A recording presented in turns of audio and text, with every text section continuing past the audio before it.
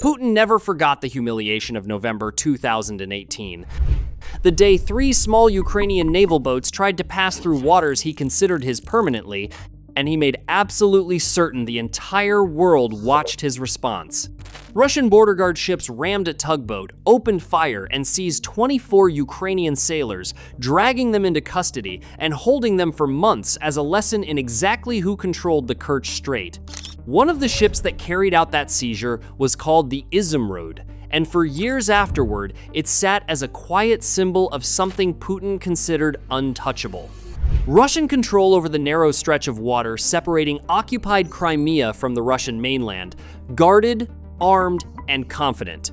That confidence sank to the bottom of the sea on the 14th of July, 2026. According to Ukraine's own navy, a domestically built unmanned strike boat called the Sargon 3000 found the Izumrud near Novorossiysk on Russia's own coastline and sent it under the water for good. Ukrainian officials confirmed there were killed and wounded among the crew, and here's the detail that makes this feel almost too precise to be a coincidence. According to reporting from the Wall Street Journal, that ship went down docked less than 15 miles from a coastal compound that Russian opposition figures have long alleged is tied personally to Putin himself. The ship that once helped capture Ukrainian sailors is now sitting on the seafloor, practically within sight of property connected to the man who ordered that original humiliation. Now, before we go any further, we have a very interesting announcement for you. We're launching a second channel, Defense Media, where we share proof of Putin's failures, unfiltered, real clips of war, along with more interesting analysis you will never find anywhere else, backed by expert breakdowns that go deeper than anything we can fit into this video. The link is in the description below. Go subscribe to it now, because once you see what's waiting there, you'll understand why we kept it separate. But here's what makes this story so much bigger than one sunken patrol boat. That single strike wasn't an isolated act of revenge. It was one target inside something far larger, a coordinated, simultaneous campaign tearing through Crimea's ships, its power grid, and its air defenses all at the exact same time. And to understand how deep this actually goes, you need to start with the ferries Russia was counting on to keep the entire peninsula supplied. Here's what most people watching this war don't realize. Ukraine wasn't running one campaign against Crimea during this period. It was running 3, all at once, all with their own names, all hitting a different piece of Russia's control over the peninsula simultaneously. The first was called Operation Molochka, targeting Russia's ferries and shadow fleet vessels across the Black Sea and the Sea of Azov. The second was Operation Crimean Switch-Off, aimed directly at the power substations, keeping the peninsula's lights and military systems running. And the third was Operation Air Defense Downfall, targeting the radar systems and missile batteries meant to protect all of it. According to Ukrainian military reporting, by July 20th, the combined results across all 3 were staggering. 183 vessels struck under Molochka, 103 power substations hit under Crimean Switch-Off, 25 air defense assets destroyed under air defense downfall, including 12 surface-to-air missile systems and 12 radar systems. Notice what that timing actually means. These weren't 3 separate wars running on 3 separate schedules. They ran in the exact same 2-week window, deliberately, so that Russian commanders never got the chance to fully address one crisis before the next one demanded their attention too. Now let's look specifically at what Molochka did to the ferries, because this is where the supply chain for an entire military garrison started physically falling apart. Before this operation began, Russia was running 5 ferry vessels across the crossing between Port Kavkaz on the Russian side and Port Crimea on the peninsula. According to Pravdy, those 5 ferries combined could move somewhere between 180 and 250 vehicles per day, and roughly 80% of that capacity was reserved specifically for military cargo under quotas set by Russia's own Ministry of Defense. This wasn't really a civilian ferry service with some military traffic mixed in. It was a military logistics conveyor belt wearing a civilian label. Ukraine went after every single one of those 5 vessels, one at a time. The vessel called SKS-1 was struck on July 7th, then again on July 12th and 13th. After the third hit, It sat at the bottom of the port of Kamish-Barun, assessed as completely unrepairable. The ferry ice was struck on July 12th and 13th, with damage assessments concluding there were no plans to return it to service at all. The ferry Maria was struck repeatedly across the operation and permanently taken out of service. That left exactly 2 vessels standing, Lavrenti and Panagia. Both were struck repeatedly. Both lost the ability to move under their own power entirely. Here's the detail that tells you just how badly this crossing actually collapsed. By July 19th, satellite imagery captured tugboats physically pushing and pulling these burned-out hulks back and forth across the strait. These weren't ferries anymore in any real operational sense. They were floating barges, dragged by rope because they no longer had engines capable of getting them anywhere on their own. Bravdi confirmed the final number himself. Daily ferry capacity had dropped by 75% from where it started. A crossing that once moved up to 250 vehicles a day, most of it military cargo, feeding a garrison of roughly 60,000 Russian troops, was now operating at barely a quarter of its original strength, using vessels that had to be physically towed into position. 3 separate campaigns, hitting ships, power, and air defense all within the same 14-day window, isn't something that happens by accident or coincidence.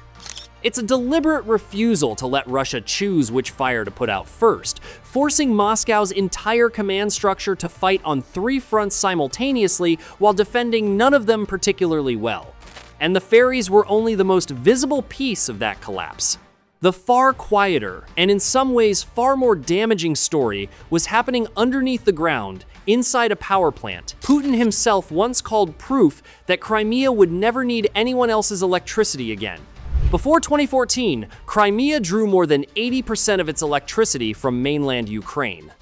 That dependency was a genuine strategic weakness, and Russia knew it the moment it took control of the peninsula.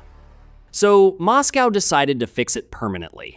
Putin personally opened 2 new power plants in 2019, the Balaklava and Tavrida thermal facilities, presenting them as proof that Crimea would never again depend on Ukraine for something as basic as electricity. Together, according to Ukrainian Special Operations Forces, those 2 plants now supply roughly 90% of everything the peninsula consumes. On the night of July 13th into the 14th, Ukraine's Special Operations Forces, working alongside underground members of the resistance movement, struck the Balaklava plant directly.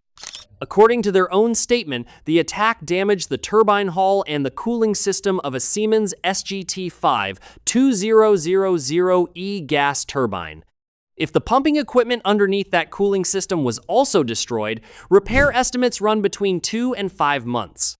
Following that strike, Russia's own occupation governor in Sevastopol, Mikhail Razvoshayev, confirmed a large-scale attack on energy infrastructure and immediately imposed rolling blackouts across the city. 2 hours with power, followed by 6 hours without it. Trolleybus service across the entire city was suspended. Next detail will turn this single strike into something much bigger than a damaged turbine. That Siemens turbine sitting inside Balaklava was never supposed to be there in the first place. Back in 2017, 4 Siemens turbines, manufactured through a joint venture between Siemens and a Russian company, were quietly delivered into Crimea, directly violating European Union sanctions that specifically banned the supply of energy equipment to the peninsula. According to Siemens' own account, those turbines were originally contracted for a power plant in Russia's Taman region. Russian entities simply transferred them to Crimea instead, without Siemens' knowledge or approval. Siemens tried fighting back. The company took the matter to a Russian court, attempting to have the turbines returned. It lost. The European Union responded by sanctioning 3 additional Russian companies and 3 individuals connected to the illegal transfer. German prosecutors later filed criminal charges against 2 former Siemens executives over the entire deal. So follow this through to its conclusion, because it's genuinely remarkable. Russia's proudest energy independence project, the one Putin stood in front of cameras to celebrate, was built using equipment obtained through a sanctions violation Siemens itself never authorized. And because Western sanctions now prohibit supplying replacement parts for that same equipment, every strike that damages these turbines creates harm Russia legally cannot repair regardless of how much money or effort it throws at the problem. According to the partisan network Atesh, the desperation from this situation is already visible on the ground. Occupation authorities have reportedly started stripping transformers out of idle pumping stations along the northern Crimean Canal just to patch substations damaged elsewhere on the grid. That's not a functioning repair strategy. That's a system cannibalizing its own remaining parts to survive one more week. An energy independence project built on a lie is now the exact reason Sevastopol has electricity for only 2 hours out of every 8. But losing ships and losing power still isn't the same as losing the actual ability to fight a war. And that's precisely where this campaign's real target becomes impossible to ignore. Every one of these strikes eventually leads back to a single uncomfortable choice Russia was forced to make, and it's a choice that exposes exactly how much pressure Moscow is actually under. According to Ukrainian commander Robert Bravdy, Russia responded to this maritime pressure by pulling up to 200 crews from Rubicon, one of its most effective frontline drone hunting units, away from active combat positions entirely. Rubicon had built its reputation specifically targeting Ukrainian logistics near Pokrovsk, one of the most brutal, contested stretches of the entire front line. Instead of continuing that mission, those same crews were reassigned to guard commercial tankers in the Black and Azov Seas, one crew per operational vessel, armed with machine guns and portable air defense systems meant for defending soldiers, not escorting cargo ships. Notice what that decision actually costs Russia. Every single crew now standing on a tanker deck is a crew that isn't hunting Ukrainian positions near Pokrovsk anymore. Ukraine didn't need to defeat Rubicon in direct combat to weaken it. It simply made the sea dangerous enough that Russia chose to move its own best asset away from the fight voluntarily. And while that trade was unfolding, Ukraine delivered a strike that shows exactly how far this pressure had already opened the door for even bigger targets. On July 16th, operators from Ukraine's Omega Special Purpose Center struck a Russian Su-24M frontline bomber sitting on the tarmac at the Saki Air Base in western Crimea, catching the aircraft as it was actively being prepared for a combat mission against Ukrainian territory. The weapon used was an upgraded Hornet drone, manufactured by the American company Swiftbeat, costing somewhere between $10,000 and $11,000 per unit. According to National Guard Commander Oleksandr Pivnenko, it took exactly 2 drones to finish the job. The first Hornet struck the aircraft's nose section. The second hit near the fuel tanks, and that combination destroyed the bomber completely. Here's a number worth sitting with for a moment. The Saki Air Base sits roughly 200 kilometers from the nearest Ukrainian-controlled territory, while the Hornet's documented range tops out somewhere between 100 and 150 kilometers. Nobody has fully explained yet how this particular strike reached that far.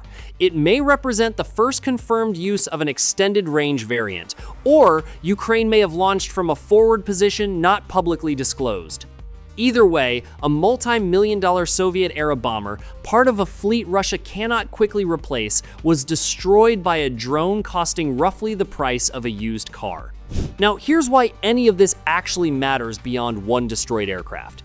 Operation Air Defense Downfall wasn't really about destroying radar systems for their own sake. According to Ukraine's own operational statements, by July 20th, this specific operation had confirmed 25 separate Russian air defense assets destroyed, including 12 surface-to-air missile systems and 12 radar installations. Clearing that coverage wasn't the finish line. It was the enabling step. Every radar taken offline, every SAM system disabled, opened a gap that made previously impossible strikes suddenly achievable. So picture the sequence building here. Ukraine strips away Russia's ability to see incoming threats. Then Russia pulls its best drone hunting crews off the front line to guard ships instead. And somewhere in the gap that creates, a bomber gets destroyed on the ground before it ever takes off. That's not 3 separate strokes of good fortune landing in the same 2 weeks. That's a deliberate sequence, each strike making the next one possible. And once air defenses started falling this consistently, Ukraine turned its attention toward a target Russia had spent considerable effort making sure nobody would ever find at all. On the night of July 13th, Ukrainian forces struck something Russia had spent enormous effort making sure nobody would ever locate. It was a semi-underground logistics hub built on the grounds of a former fish farm in the village of Stavki. The site was located in the Kherson region, just south of Armyansk, near the administrative border with occupied Crimea. It also sat close to the Perekop Isthmus, the main land corridor connecting the peninsula to Russian-controlled territory. According to Ukrainian military reporting, this wasn't some improvised storage shed. Russian forces had built a genuinely fortified complex here, complete with extensive trench systems, covered positions, underground vehicle entrance ramps, and dedicated storage infrastructure, all specifically designed to stay hidden from aerial reconnaissance and to survive standard aerial bombs because of how deep it sat underground.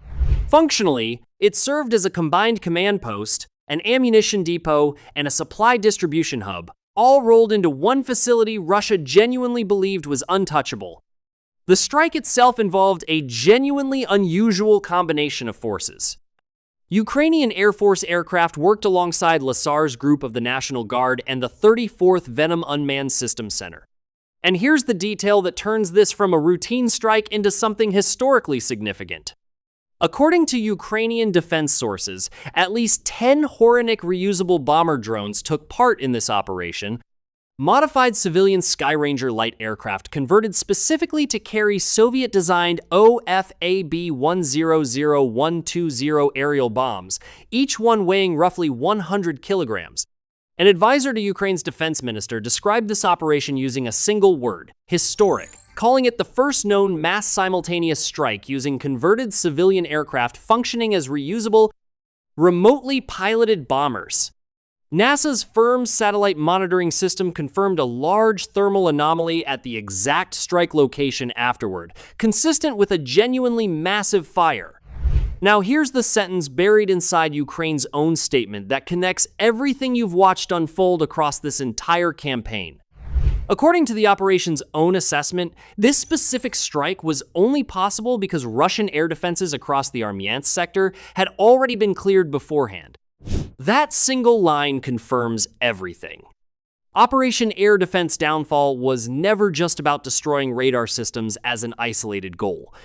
It was the key that unlocked strikes like Stavki, targets that would have been completely impossible to reach a year earlier, before Russia's protective coverage started collapsing piece by piece.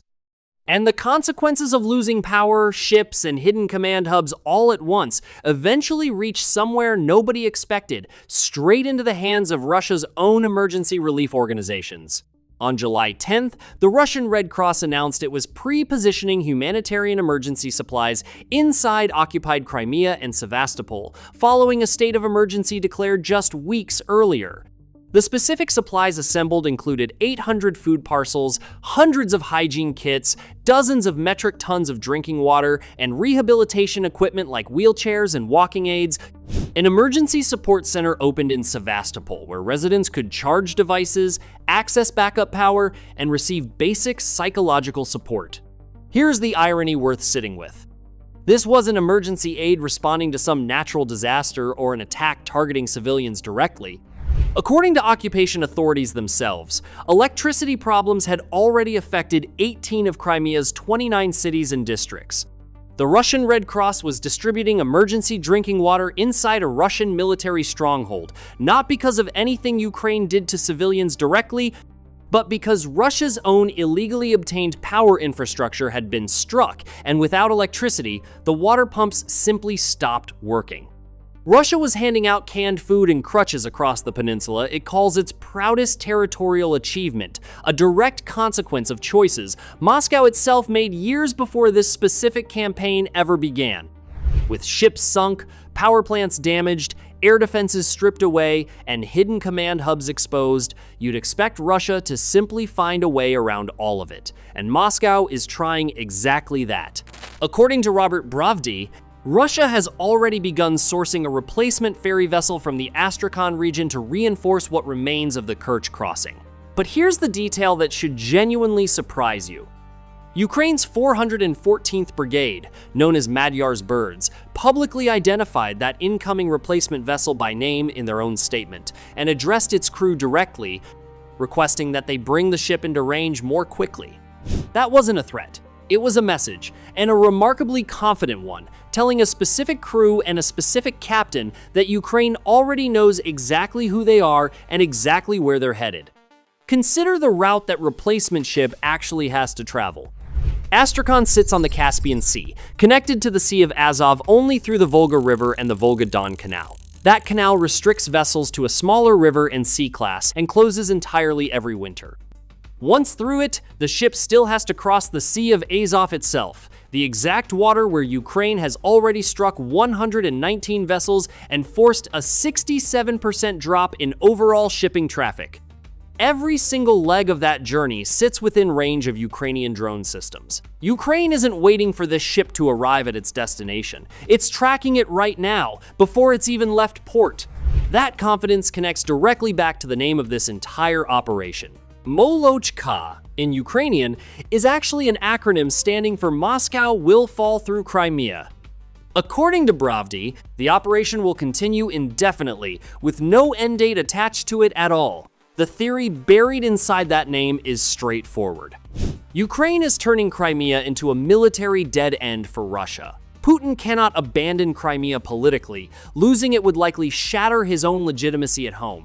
But he genuinely cannot sustain it militarily either, because every single resource poured into protecting this peninsula gets pulled directly from somewhere else along an active front line stretching over 1,000 kilometers. Every Rubicon crew guarding a tanker is one less crew hunting Ukrainian positions near Pokrovsk. Every repair team fixing a substation in Kerch isn't repairing something else that's also broken. In this framing, holding Crimea stops being Russia's strength entirely. It becomes the exact mechanism of its own exhaustion. Now, an honest telling of this story has to include the other side of that argument too. The Institute for the Study of War has assessed that Ukraine is systematically targeting Russia's key supply lines into the peninsula, and that each new strike brings Crimea measurably closer to genuine logistical collapse. But Russia has also shown real repair capacity throughout this entire war. The Kerch Bridge itself has been struck in October 2022, July 2023, June 2025, and multiple times in 2026, and it's still standing today. Russia is actively building alternative resupply routes through occupied southern Ukraine and has experimented with moving emergency materials by helicopter and cargo aircraft instead.